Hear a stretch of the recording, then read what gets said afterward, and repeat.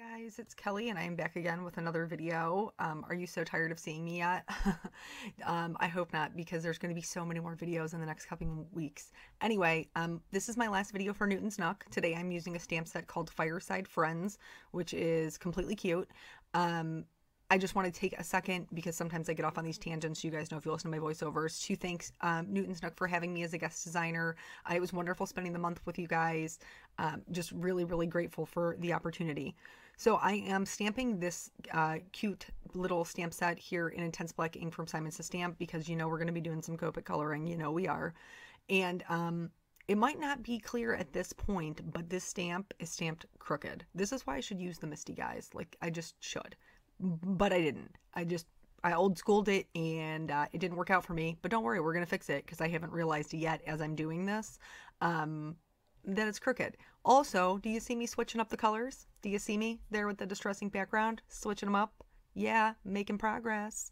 So basically I wanted there to be a glow around this fireplace. So I'm starting with scattered straw, and I'm putting that more on the bottom, like more in front of the rug, but basically all around my little fireplace here. And then I'm going to bring in some darker colors around the edges. I wanted it to look like these little guys were laying in front of a fireplace in a dark room. Kind of like after everybody's gone to bed and they're all just kind of camped out in front of the fireplace. And so I started with shaded lilac, and then I added in some dusty concord, and I'm leaving quite a bit of a gap between the yellow and the shaded lilac. I don't want them to mix and just be ugly. So out to the chip sapphire, and then I added black soot just on the very edges of the card to just really kind of bulk up that darkness. And then I always do this twice. So you can see it's very, very white here, but as I went back through, I got in a little bit closer.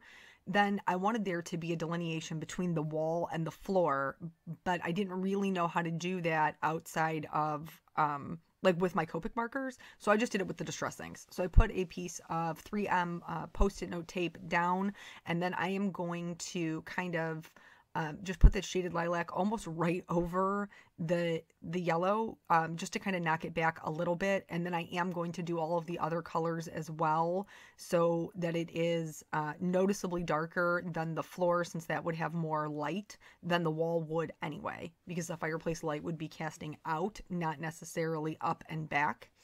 So I'm removing all of the masks here, and I finally did order that Eclipse masking paper. It's en route to me. I ordered it while Simon had those deals going on. So here you can see up at the top there is like just some like bows of holly, boughs of holly. What, Boughs, however you want to say that, however you say it in your family. Anyway, you know, or maybe the correct way, which is probably not at all how I pronounced it. But I could only just cut around them. They're just line images. There's nothing solid about them. So I just masked them and figured I would fix it with my Copics later. So I went in with a pretty grayed out BV and put that on, and then went over it with a Y00. I'm going to come back to this later on, but while I was doing this is when I realized that it's crooked. And I'm going to show you right here. I'm like measuring, the right-hand side is even, the left-hand side is like just a smidge up, which is a problem. But we're going to fix it. Basically how I fixed it was by trimming the card. I trimmed the card slightly, just a little bit on each side, so that I could make it so that the stamp laid straight. Now this does mean that my actual card, like the actual panel, is not straight, but again, gonna fix it later. So I picked up this, what was this? It's another BB31, I think, and just kind of went over that whole area. I didn't like where it stopped, so I took it all the way up to the top, because you know, you just got to adapt sometimes. I knew I was going to have to fix it. It was something that I was taking responsibility for when I did the masking. And it ended up being fine. Also, we're still going to color those pine needles later on, which will help mask it.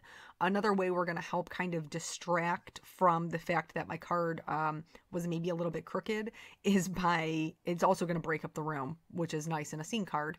I'm going to just put in a little bit of woodwork here at the bottom. I'm using just a T-square ruler and an ink safe. What? A Copic safe writing pen from EK Success. I'm just going to color in this woodwork, just one color. I picked some cooler browns, and I'm going to use those same cooler browns to do the wood that's in the fire. So you've probably seen me do glowing objects before where there's light being cast out. And it just, to me, it just seemed to fit for this one. Like sometimes there's just certain techniques that they just make sense. So you got to do them. And this one made sense. So I had to do it. I think the last time I did this was back at the end of September. I think the one I did a What Would Kelly Make for Simon Says Stamp. And I used the glowing technique with the pumpkins. So I've managed to make it almost 2 months without doing the same technique, right? Right.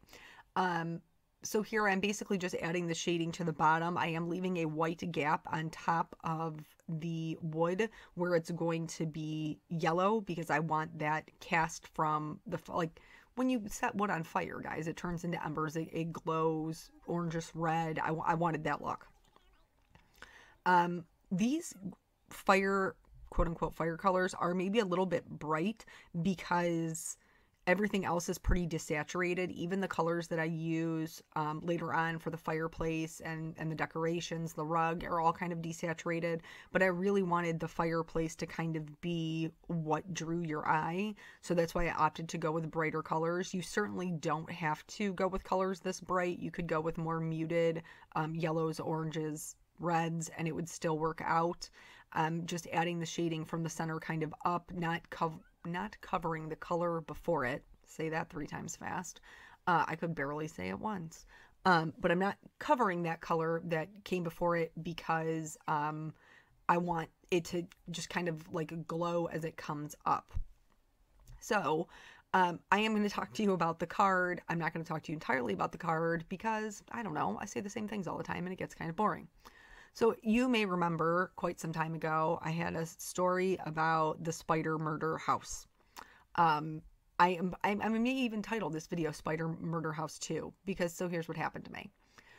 The Wednesday before Thanksgiving, before I had my son, I made cupcakes like all the time. Like all the guys I work with probably gained like 20 pounds because I was just a cupcake making machine. I like baking. It was a way for me to distress, very much like coloring is.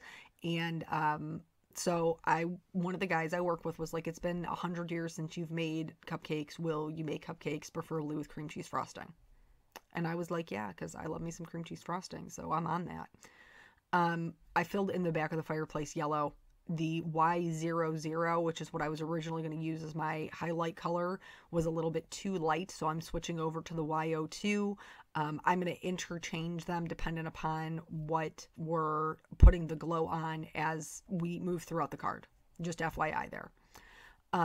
So anyway, I came home from work. It was about, I don't know, 11 o'clock at night. I'm getting my stuff together to make my cupcakes. And after I make the cupcakes, I get them into the oven. I am going to put the dish, I have a dishwasher, which you've heard about because my son won't stay out of it. But I also have a dish drainer because I don't like putting my Tupperware in my dishwasher. I'm weird. But anyway, it just, I don't know, it fills up with just gross dishwasher water. And they like flip all over. They flip upside down. They're filled with gross water. Then I feel like I have to wash them again. Like, ain't nobody got time for that. So I just don't. I just hand wash them, put them in the dish drainer. Anywho.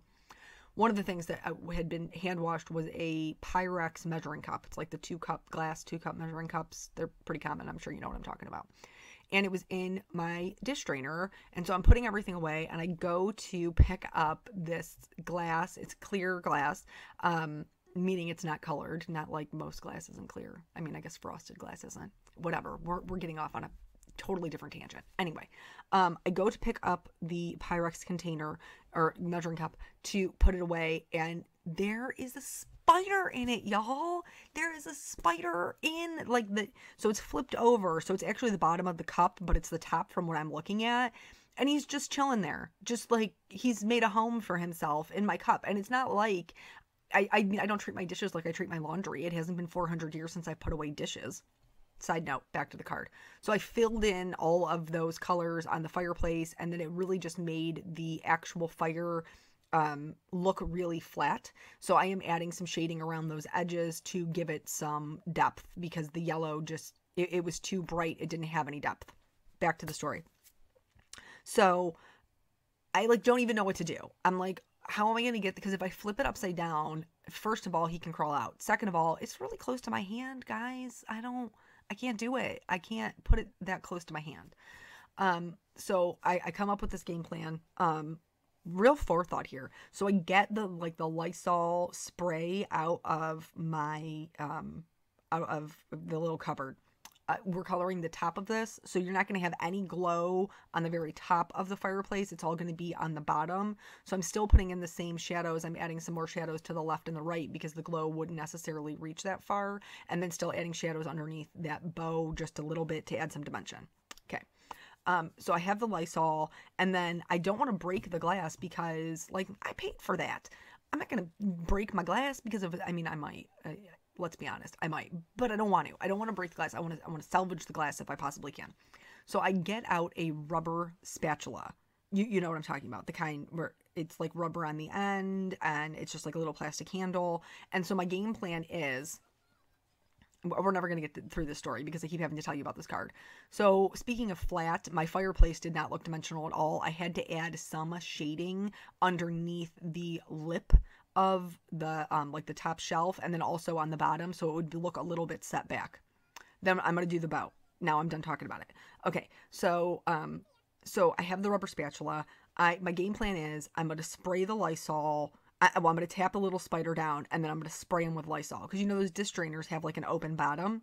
So I set my trap. I spray the Lysol in first in the hopes that if I knock him down, he'll just be swimming in the Lysol spray, and while he's just swimming around, you know, drowning in chemicals, I'll be able to get him again. I'll just get him till he stops moving. That's the game plan. So I'm at first I'm like lightly tapping the glass. That is not working. He does not even seem to notice that I'm there at all whatsoever. So I'm tapping the glass a little bit harder. As I'm tapping the glass, the plastic, like the rubber part of the spatula, actually flies off, nearly hits me in the face, lands on the floor. And I'm like, okay. So I firmly adhere the rubber spatula portion back on to the plastic handle, and then I am back for round 2 because I have to put these dishes away. Also, now I probably have to rewash everything that's in the dish drainer because it's gross. Side note, card. So basically, I picked out a bunch of BGs and 1G, and I'm just doing flicking motions over what's already drawn there. This is going to help mask that light that maybe wasn't perfect, like that blending that wasn't perfect. And then none of this is really going to have, I'm not going to add any yellow to it. And the reason I'm not is because you can see the yellow from where we colored it underneath, and that'll be enough to make it look quote unquote glowy. So anyway, adhere the rubber spatula back onto the plastic piece, and I'm back at it again. I'm tapping, and I got my spray bottle in my right hand. I got the spatula tapper in the left, which I have to tell you, I'm right-handed, so I kind of looked like, you know, I didn't know how to use my hand, like if you give a monkey a spoon or something. So I'm tapping and I'm holding the spray and it's not working. And so each time I'm tapping a little bit harder. And so by this time it's like midnight and I'm trying to get the spider out of this glass. My husband, I must have looked like a lunatic, honest to God. So apparently all of my tapping wakes up my husband. He comes into the kitchen and he's like, what the heck is going on out here? He is half asleep. I am standing there like a crazed lunatic with this rubber spatula and my Lysol spray. I'm all bent over, intently looking at this spider in the glass, who honestly has not even been disturbed whatsoever by my antics. My plan's not working. So I tell my husband, there's a spider. Like, I'm trying to kill the spider. I didn't mean to wake you up. I'm sorry, but there's a spider. And he walks over and sees the spider in the cup. Now, mind you, he's like totally half asleep, like eyes barely open, shuffling around, just like a zombie. And he like goes to pick up the cup, and I'm like, don't do that. He'll crawl out. And so he like flips the cup over. I'm like trying to spray over his shoulder with the Lysol spray to make sure the spider is dead. He turns on the water, washes him down the sink. And I'm like, now he's in the sink and you don't know if he's dead. Like, he's down the drain and he could just be down there just multiplying. Like, you don't know what's down there. And so he walks over and he just looks at me like I'm a total lunatic and turns on the garbage disposal. So I'm pretty sure the spider is dead now. And I did apologize to him. I was like, I'm sorry, you're married to a crazy person.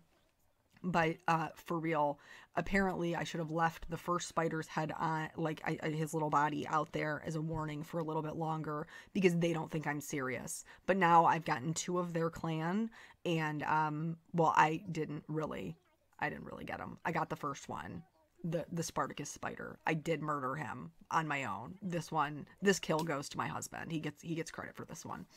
So yeah, basically I'm a psychopath. That's pretty much. But anyway, if you have not heard the first spider murder story, I'll link that in the YouTube description below so you can, check it out, have a few chuckles. But back to the card now. So basically I colored the rug. Shadow's going to be closer to where they're laying on it. And then for this first little kitty cat, I didn't want to bring in any really new colors. I wanted to keep them pretty neutral. So like I said, the focus was on that fireplace. I just went with the E50s. I already had the majority of them out anyway because of coloring the fireplace. So it's going to be darker toward the front. He's not going to have any yellow glow whatsoever because he's tucked up underneath this little doggy. The other day, if you watched the, what was it? Susie's Paintables blog hop. I did a video for that. I talked about how I was looking for a cream color combination. While I was looking, I found this color combination. And I think the girl called it honey brown, honey butter brown. I don't know, something like that. Anyway, it was super pretty. And so I thought it would be a cute color combination for this little, he looks like a lab. I'm going to call him a lab. So he is going to have some yellow on him. His little tush and tail in the back will have some of the glow, and then his front paw, his head, and the top of his ear. The rest of his back is going to be blocked by the secondary cat. So while I was doing this, my son comes in the middle of it, and he's like, "Mommy, can I make a card?" And how do you tell him no? Because they're totally adorable, right? They just get you with the adorableness. So I let him, he stamps out the same image. He wants to do the ink blending, just the whole thing. It was totally cute, but he named the cat, well, I told him one of the cat's name was Newton, which is obvious. Newton's Nook, named after Jen's cat. But then he named the dog Crunchy and the other cat Lampy. So FYI, those are their names. It's Newton, Crunchy, and Lampy here in our card this evening. I don't even know where they come up with these names, right? So I did color his nose black. I left the top of it white so I could color that yellow when I get to the glowy part of it. For the cat on top, I opted to go gray because like I said, I was trying to keep them neutral. I thought it would be I didn't want too many brown things. Like I get a lot of brown going on in here. And so I thought the gray would be a nice kind of complement to the bluish purple we have going on in the background. Which, by the way, did you notice there's no perfect pearls on this either? Look at that. Like, I'm totally switching up my game. You guys don't even know the tricks I have in my bag. That's a lie. You totally know all the tricks I have in my bag because I've had this video for the channel for 2 years now, and I'm basically out of tricks. But, I'll keep coloring stuff if you keep coming back. So for this one, it's going to be a lot of dark. I am leaving that edge at the top lighter because he's going to have the majority of the glow from the fireplace, being the most top animal. I'm going to make the little, what's his name? What did I call him? Crunchy's little collar red. And obviously that's going to be where it's tucked up back behind his ear is going to be the darkest place. I picked out just an R20 to get their little noses and their little ears, and then we're going to go in and add the glow portion. I started off with a Y02. It was way too strong for this little gray cat, so I switched back to the Y00 for the animal's glow. I really do like the way that it came out. I think I did go back in with the Y02 for just his nose.